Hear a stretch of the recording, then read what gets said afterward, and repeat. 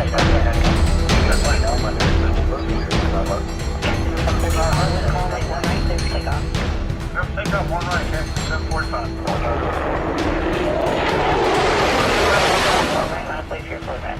welcome back to the Pilot Network podcast. I'm Matt, co-host of the show, and as this podcast evolves, Ab and I are constantly trying to experiment with different ways to bring you new, interesting content, interviews, and all the stuff that TPN loves. TPN just isn't about getting hired at your favorite airline. Our goal is really to touch on the entire arc of pilot's path. Everything from being a student pilot just starting out, to the Air Force pilot just starting UPT, all the way through to being an airline captain about to retire from 30 years at a legacy airline who still might have years of good flying ahead. We try to bring you topics that we think can get you thinking and help you along that process as well. Today's no different. I'm honored to have Dave from JetSeam on the show. Dave's been a great friend of TPN, and as the owner of JetSeam, he plays a really important role in the day-to-day life of a professional pilot in ways that we might not think about all the time, and that's our uniform. If you haven't heard of JetSeam, they're a new pilot apparel company that's based out of Raleigh, Durham in North Carolina there. They have been talked about a lot on TPN lately.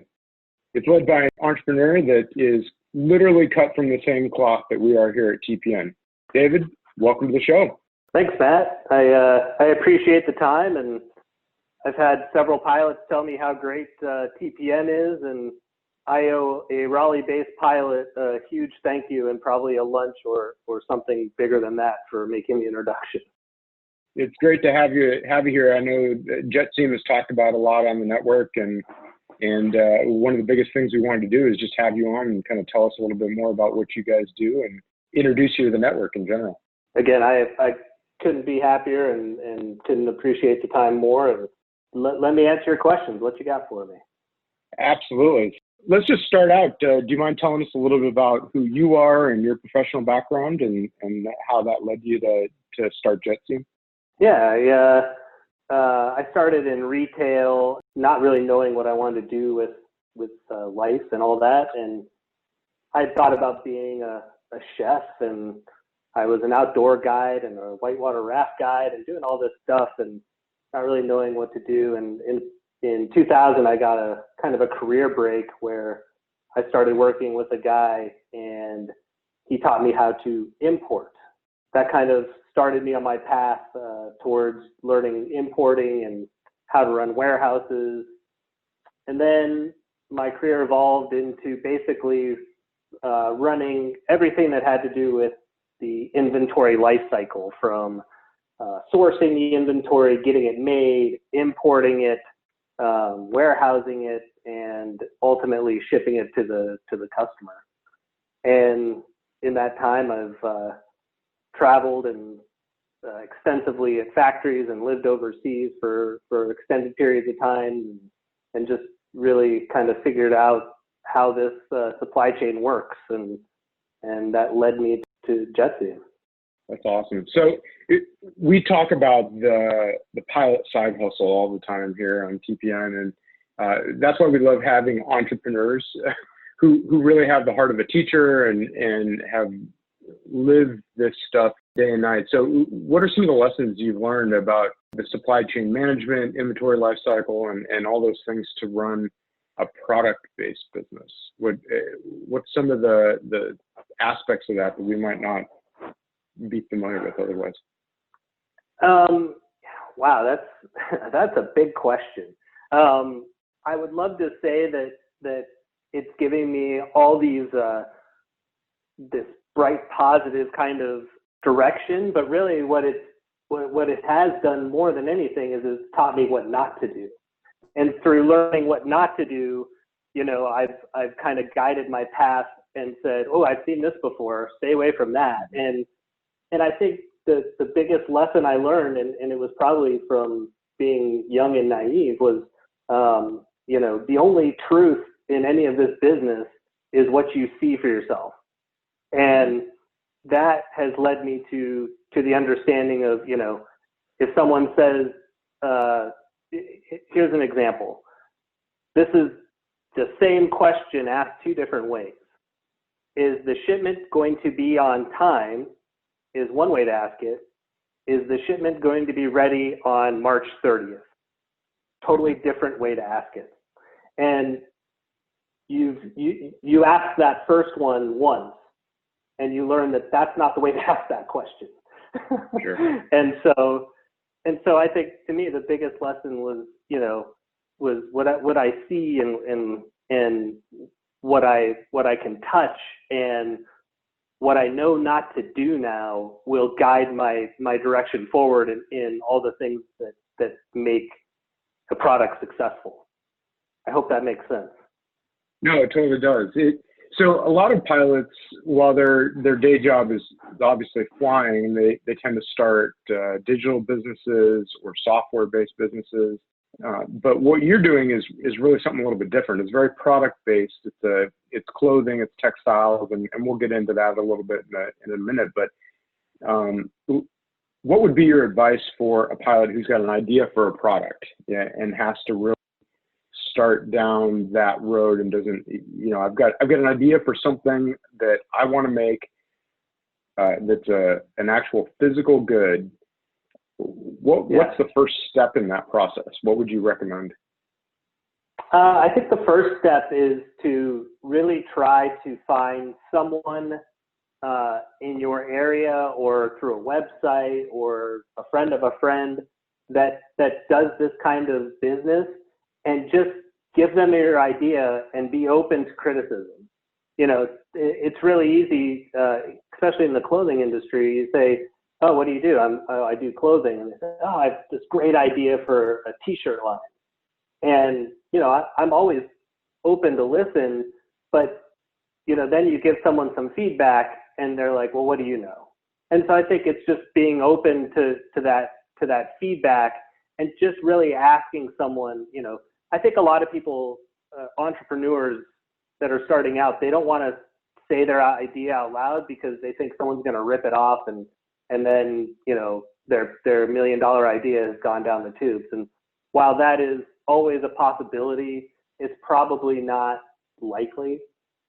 So we talk about it all the time, that it's execution. It's not the idea that is worth anything. Right. I mean, right, because pilots are, you just sit in a cockpit with anyone for more than a couple hours, and there's probably 10 business ideas that come out of that.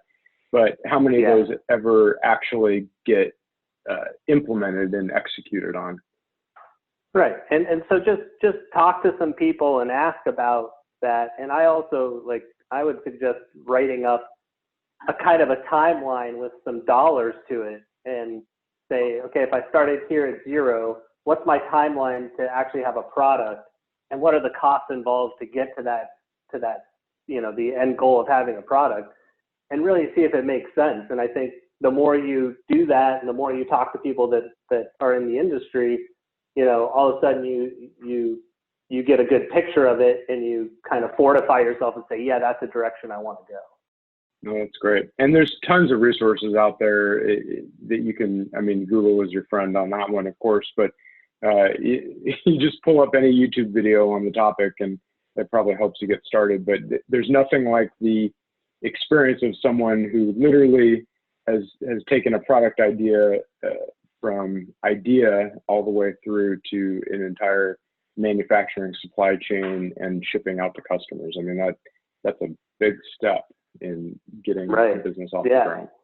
And in my history, I was working for a company that we had something like 8 lines a year. So we were taking idea to product 8 times a year. And so it just, the process of it became kind of worked and refined. So, I knew what the process was. But when it becomes your own, it's like the details become more glaring, and everything just becomes more voluminous. Sure, I'll bet. So the product that we're talking about, and JetSeam's business, it is a clothing line. It's pilot apparel, to be specific, and airline uniforms, or professional pilot uniforms, I guess. It's not just for airlines, right? So Right. What kind of experience would you say prepared you to move into that sort of business? I mean, clothing is relatively specific. You're not making, like products out of wood or something like that, or metal. Right. Yeah. No, I think part of my history is working in sporting goods and doing athletic uniforms and stuff like that. And if you have a uniform that looks one way one year, it has to look the same way the next year.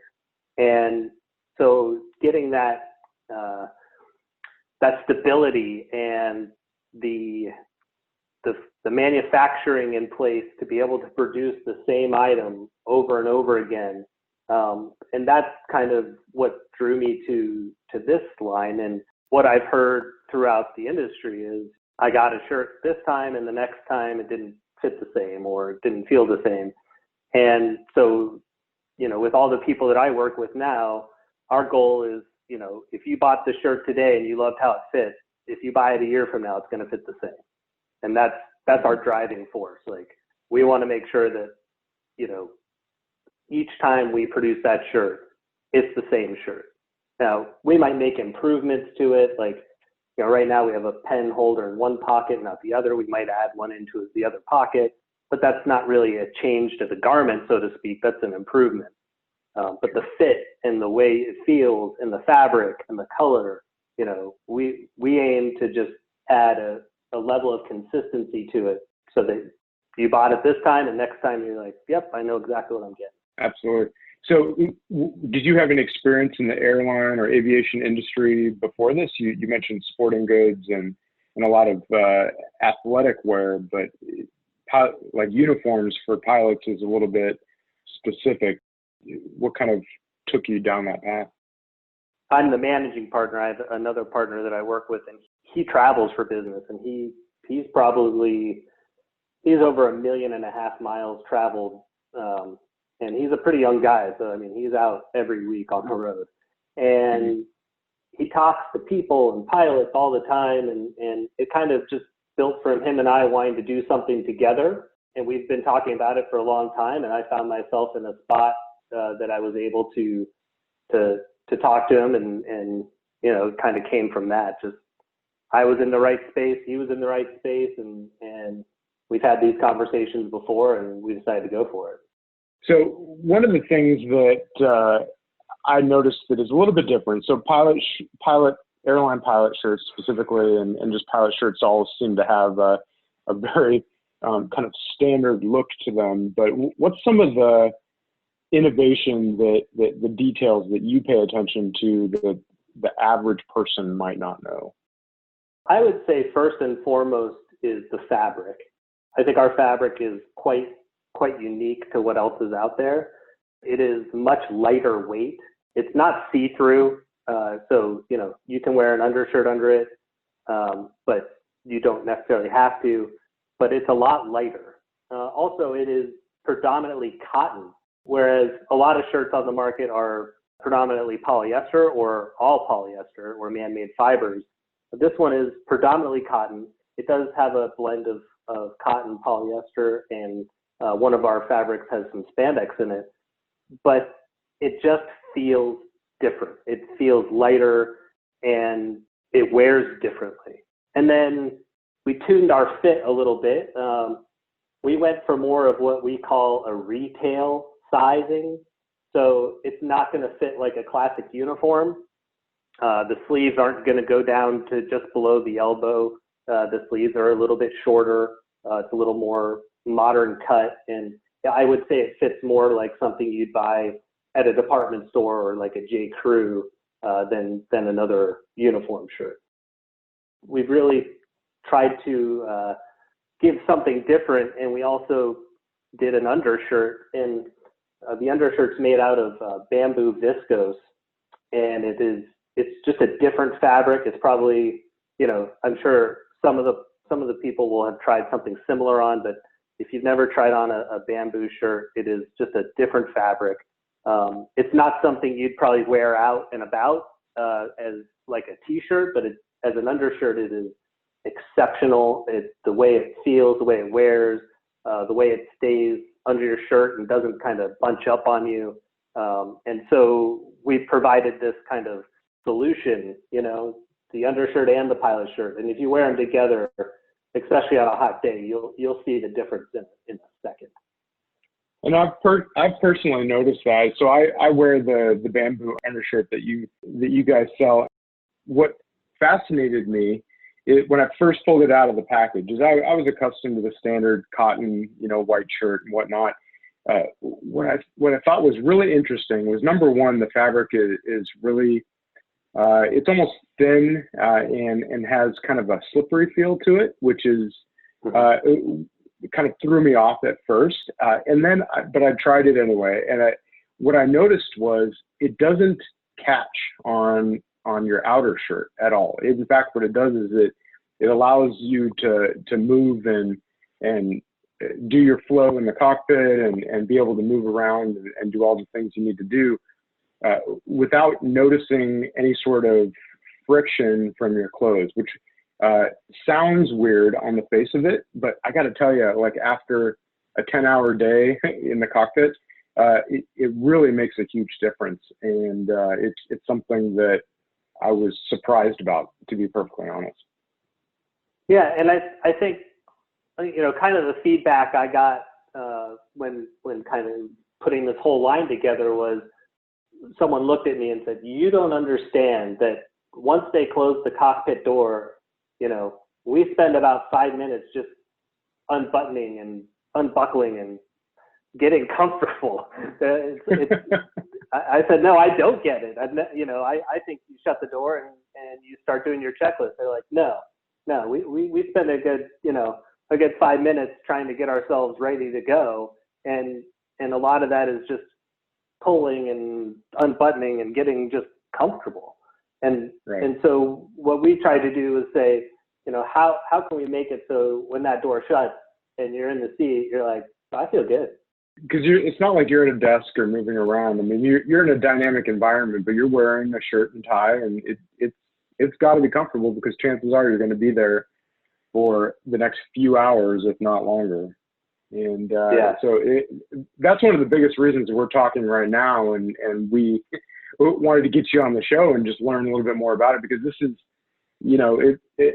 I'm not going to say it's the sexy part about being a pilot, but it certainly is something that we don't think about until it's not right. You know what I'm saying? Right. Yeah. No, absolutely. And to that point, I think that anyone that wears a t-shirt, they like their t-shirt to fit a certain way, and they go out to a movie or they go out to a mall or whatever, and it fits and it looks a certain way. Well, an undershirt is not necessarily a t-shirt, and it's going to fit a little bit different. It's going to be a little bit tighter on your body, but when it's worn under another shirt, it's going to feel different, and it's going to add to the experience. It's not just another shirt. And right. I think with what we tried to do was, here's a lightweight, predominantly natural fiber shirt for the pilot shirt, and here's an undershirt that you wear with it. And again, you put the two together, and it makes all the difference in the world. As we were testing and doing prototypes, I mean, I would wear them all over the place and in the Raleigh heat, and I was like, this is spectacular. Absolutely.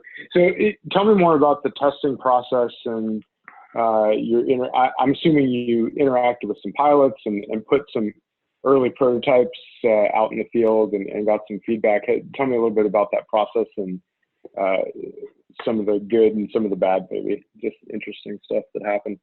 Yeah, the testing never really ends. And so the two pilots that are the models on our site are friends of ours, and they got prototypes of everything, and they wore them on flights and gave us feedback. We had a couple other pilots trying stuff on. One of the people, not one of our models, but another pilot, he was so picky, and he was like, apologizing to me, like, I don't mean to sound so negative and I'm not trying to be picky. I'm like, no, please be picky. This is exactly what I'm looking for. Like, tear me apart. And he would write, a 2-page, like a 2-page feedback article on what he liked and didn't like. And we just kept refining and refining. And even now, as we get comments on the site or people call in, every comment goes to our design people. And so for the next production, we can, if it's an improvement we can make, we'll try to make the improvement. And then we're also collecting stuff that people would like to see on the shirt that we don't necessarily want to add to this shirt because we don't want to change what we've done. But on a future shirt, it might have one of these new features that people have told us about, or, there's the biggest site is, do people like the open top pocket or do they like the pocket with the flap? Right now we have an open top pocket, but we do have people call in and say, hey, I'd really love it if you did a flap pocket, and if you ever do, I'll try your shirt. So it's like something like that. I'm a hardcore flap pocket kind of guy. Are you? I'm not a fan of the open top personally, but yeah, and when we first started, we tried to get as much feedback as we could, and it seemed like the open top was the more popular at this point, that the flap was a little more traditional, and so if we do a new one, should we do a flap or an open top? And so the testing never really stops, and the feedback has been so awesome, the positive and the negative, because it all goes to the same people that need that information to make our designs better. Right. Well, guaranteed, if you spend any time on TPN at all, you'll be able to get a lot of good feedback, and hopefully our members will be happy to provide that for you. I'm sure they will. Yeah, we'll take it all, and trust me, like it's the only way we're going to get better, and the only way we're going to improve our product offering, and we appreciate it. We appreciate it. Absolutely. So obviously comfort is important, and we've talked a little bit about that and what you're doing that might be a little bit off the beaten path or not thought about on the face of it all the time. But what about quality? So the quality of clothing, there's such a huge range of types of shirts in terms of how much it costs and what kind of materials it's made out of and those sorts of things. Are obviously there's quality concerns that one would need to look at, but what's the difference between, say, a cheap white shirt and the most expensive custom fit white shirt in terms of quality and those sorts of things? So quality really starts at the design process, and getting a really good technical designer that can get in there. And for instance, our side seams are double stitch side seams, where if you looked at it, you may not go, I don't really understand that. What is that? What big deal is that? Well, it doesn't just look good, but it makes the product stronger. And having a good designer that knows how to use stitches, where to use stitches like bar tacks or different elements to a shirt. And so getting a great designer, that's where it all starts. And then having good people that you trust at the factory, not people that work for the factory, people that work with us or for us, are there during production to make sure that, is the button that we ordered, did they get the right button, or are they trying to give us a cheaper version of the button? Is the label that we ordered, that we approved, are they using the right label? Like it all starts at the design, and it finishes up with people that know the product inside and out and are there at the factory making sure that it's being done correct. And all those details come from the testing and the designer, and then the sampling. We go through rounds and rounds of samples to make sure that when we say, yep, that's it, green light, that it is, we know what we're getting and there's no question about it. Absolutely. And then, like you said, be able to produce that time after time. So it's always, it's predictable what you're going to end up with when you order.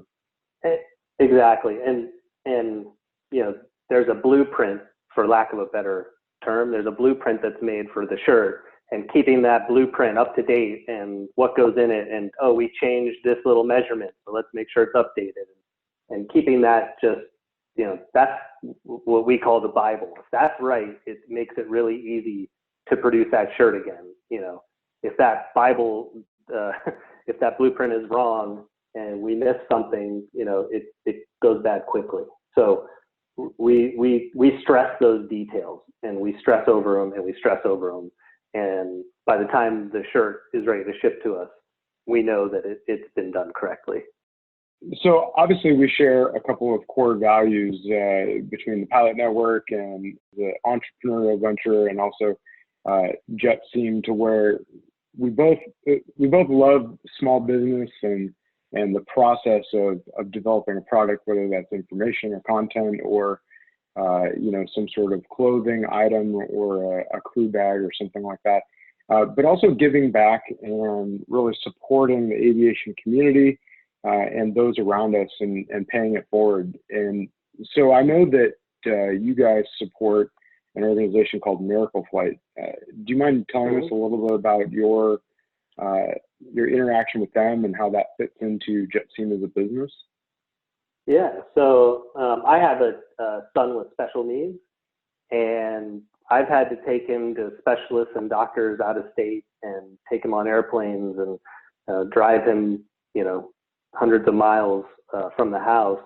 And I've been fortunate to be able to do it and be able to afford to do it. And my son doesn't have any life-threatening illnesses or anything, but I feel that pain of knowing there's something I need, and I got to get on a plane and take him to it. And Miracle Flights, that's what they do. They take kids and their parents to life-saving treatments that they can't get in their area. And it struck home. It was like, this is something, I think it's kind of one of those things when you see it, you go, yeah, this is something that we want to donate to. And as we grow, we want to grow our donations. And it's because of the customers liking our product and buying our product that we're able to help support them and their mission. And we couldn't be happier being a part of that. Absolutely. Well, maybe you can introduce us and we can have them on the podcast. I'd love to talk about their mission and introduce them to the network as well. Yeah, absolutely. And you can check them out at Miracle Flights. I think it's miracleflights.org. They're out of Las Vegas, and that's what they do all day long, is they get kids on flights that need to get somewhere for literally life-changing medical treatments. That's important stuff. We'll definitely put a link to that in the show notes as well. Well, Dave, thanks so much for being on the show. I really appreciate your time and taking a few moments out of your busy day, I'm sure, running this business to kind of talk to the TPN members and really let us get to know you as an owner and the company and what your values are. I think that's really important, is to do business with entrepreneurs and business owners that really have your best interests at heart. So if any TPN members want to reach out, give you some feedback, just get in touch with you in general, what's the best way they can do that? Yeah, they can go to our website, JetSeam.com, and there's a contact us page there. Or they can email us at support@jetseam.com. And our phone number obviously is on the website. And we'd love to hear from anyone that has feedback or questions. And we couldn't be more excited to be on the podcast today. And thanks, Matt, for your time, and I appreciate it very much. Absolutely. And we'll make sure that there are some links to those in the show notes as well. So as always, if you want to get a hold of me or Adam, you can email us at heyguys@thepilotnetwork.org, or you can get a hold of us in pretty much any other way in the TPN ecosystem, whether that's the app, it's a conference, is the TPNQ magazine, or even on the Facebook group. We'd love to hear from you. Until next time, keep the shiny side up, and keep the dirty side down, and fly safe out there, everybody.